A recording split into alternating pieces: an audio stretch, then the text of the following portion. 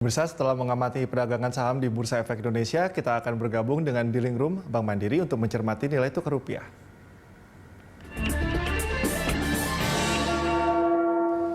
Untuk mengetahui pergerakan rupiah dan prospeknya pekan depan, kita telah terhubung dengan Head of Macro Research Bank Mandiri, Dian Ayu Yustina. Selamat pagi, Mbak Dian. Selamat pagi. Mbak Dian, ini neraca perdagangan kembali surplus. Dampaknya terhadap rupiah bagaimana, Mbak Dian? Iya, sebenarnya harusnya positif ya. Jadi memang surplusnya kemarin cukup besar dan ini tanda positifnya itu karena kinerja ekspornya juga meningkat cukup signifikan. Namun memang rupiah beberapa hari ini ada tekanan ya, tapi ini lebih karena faktor globalnya, terutama di dinamika di ekonomi di Amerika Serikat. Karena ada rilis testimoni FOMC yang beberapa anggotanya mengindikasikan akan ada penyesuaian laju quantitative easing-nya, sehingga yield USD-nya meningkat dan terjadi tekanan di pasar keuangan global ya, termasuk Indonesia. Oke, Mbak Dian, ini kalau kita review perdagangan rupiah sepanjang pekan ini bagaimana, lalu pekan depan gambarannya kan seperti apa? Memang ini agak sebenarnya kita lihat ini ada dua faktor ya. Yang pertama pemulihan negara besar seperti Amerika, Tiongkok, dan UK yang bahkan akan segera mulai reopening kegiatan ekonominya. Nah itu tentunya mereka akan pulih lumayan cepat dan ini harus kita perhatikan dari sisi pasar keuangan karena ini akan menimbulkan gejolak ketika inflasi Amerika meningkat lebih tinggi. Di sisi lain, perkembangan kasus COVID-19-nya justru agak meningkat di kawasan emerging market. Jadi kita lihat beberapa hari belakangan ini kita melihat ada tekanan di pasar saham karena ada indikasi kenaikan kasus COVID dan beberapa negara seperti Malaysia, Singapura itu mulai melakukan lockdown. Jadi ada dua faktor yang tarik-tarikan di sini. Jadi menurut saya nilai tukar rupiah harusnya bisa bergerak agak menguat dengan berbagai faktor fundamental yang membaik.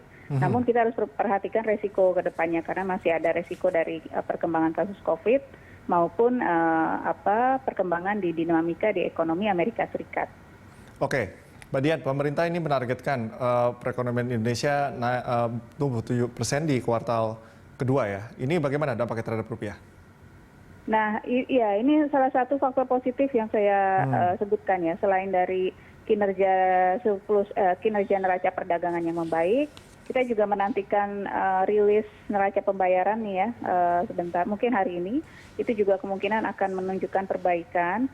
Dan Q2 dengan berbagai indikator dini yang menunjukkan perbaikan seperti impor bahan baku, impor barang modal yang meningkat, indikator PMI yang juga meningkat, menandakan sektor manufakturnya sudah mulai bergeliat, kemudian investasi yang masuk gitu kan. Jadi ini sebenarnya Q2 menurut saya bisa tumbuh cukup signifikan, rebound-nya bisa cukup signifikan.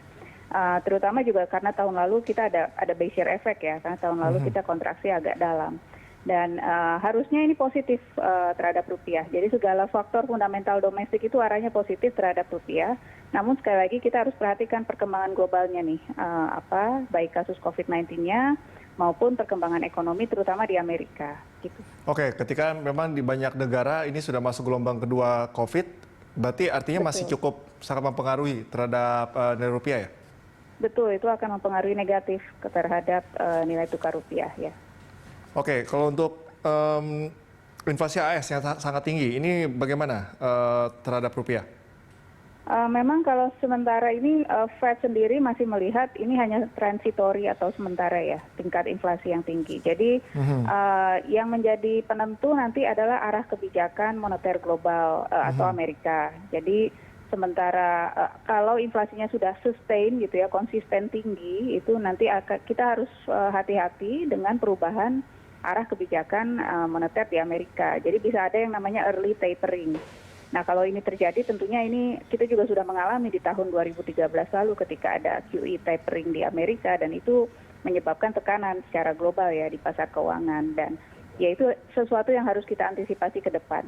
Tapi so far sementara Fed sepertinya masih menganggap kalau kenaikan inflasi ini lebih bersifat sementara karena ini seperti pent up demand karena sebelumnya lockdown dan ketika aktivitas mulai dibuka dan tekanan inflasinya kemudian melonjak. Tapi harus dilihat lagi apa keberlanjutannya atau sustainnya atau tidaknya ini inflasi Amerika ya. Oke, Mbak Dian, ini imbal hasil tenor 10 tahun obligasi Amerika kembali naik. Bisa menjadi dampak negatifkah terhadap obligasi di Indonesia? Iya, biasanya memang pergerakan obligasi Indonesia ya itu akan mengacu pada obligasi UST ya, US Treasuries, dan ini juga biasanya arahnya juga sama dengan menyebabkan nilai tukar rupiah menjadi melemah kalau misalnya USD yield-nya meningkat.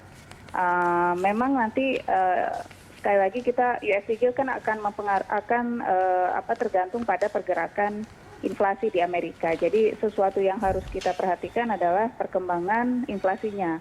Apakah ekonomi Amerika pulihnya sedemikian cepat sehingga menyebabkan inflasinya meningkat secara sustain. Tapi kalau secara masih sementara seperti yang dinyatakan The Fed, saya pikir dampaknya ke rupiah juga nggak akan terlalu besar.